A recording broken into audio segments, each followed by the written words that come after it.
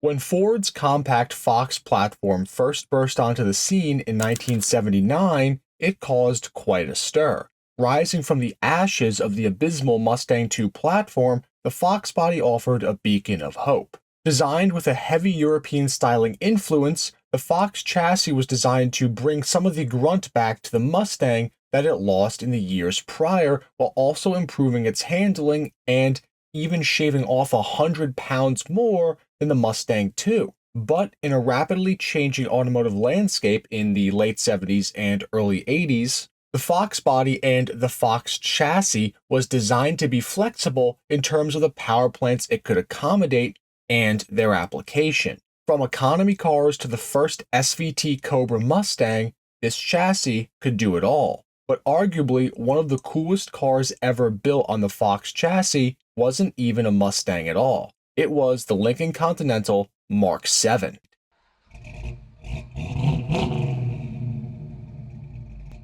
Now I know what you're thinking. So Lincoln took a Fox body Mustang and just badge engineered it into a sporty Lincoln coupe with a slightly nicer interior, right?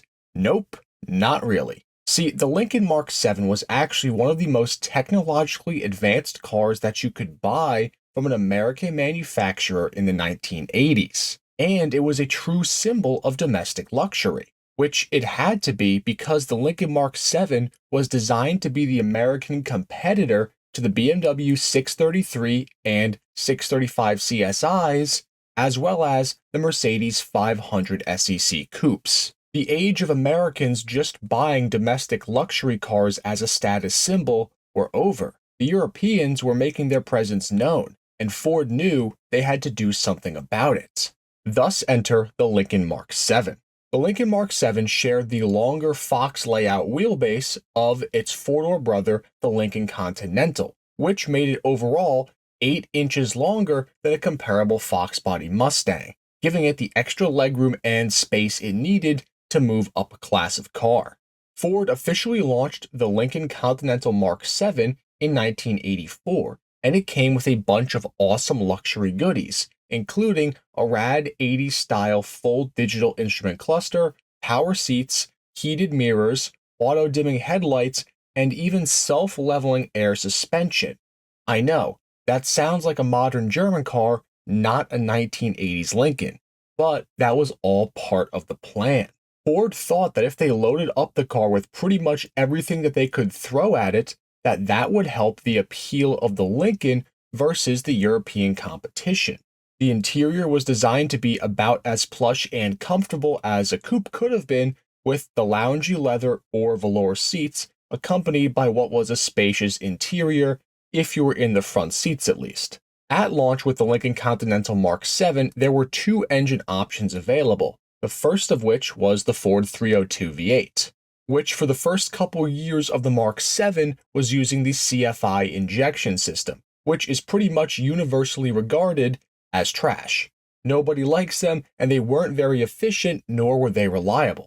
Those 5-liter V8 cars made about 140 horsepower for 1984 and 1985, until they were phased out and replaced with the proper Ford EFI setup and a high-output motor version, which now made 200 horsepower in 1986, and then finally 225 horsepower in the 1987 Mark VII LSC, which we'll get into in a moment. But there was also another engine option that was available that wasn't even American, which was the 2.4-liter M21 turbo diesel inline-6 from BMW.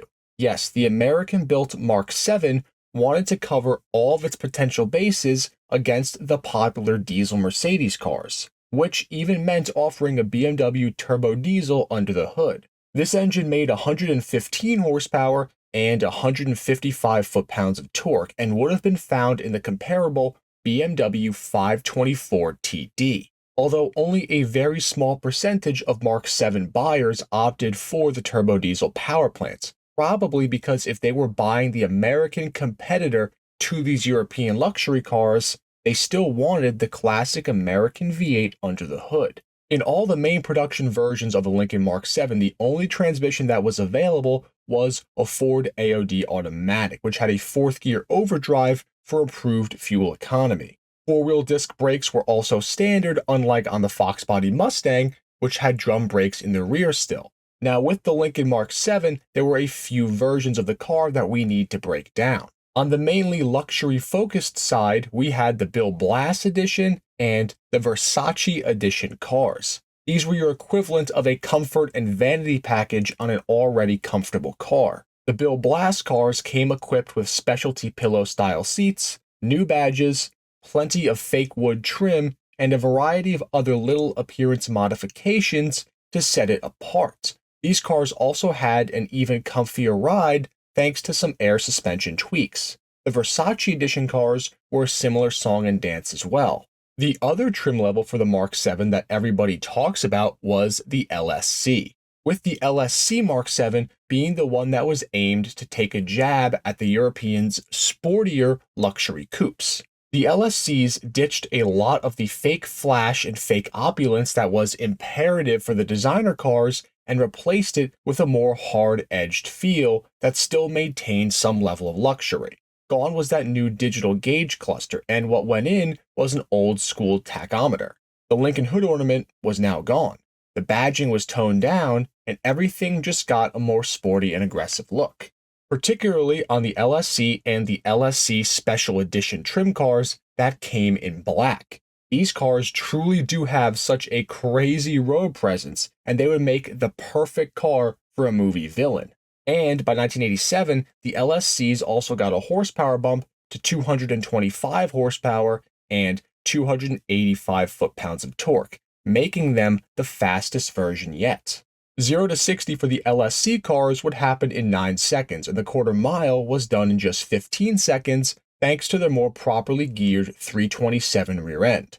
Once the LSC cars came onto the scene, they started to greatly outsell the designer versions, and Lincoln would end up turning their focus to keeping the LSC as competitive as it could be with its European counterparts. But there was one more Lincoln Mark VII that pretty much nobody has heard of, and that is the baddest of them all. Enter the Mark VII GTC.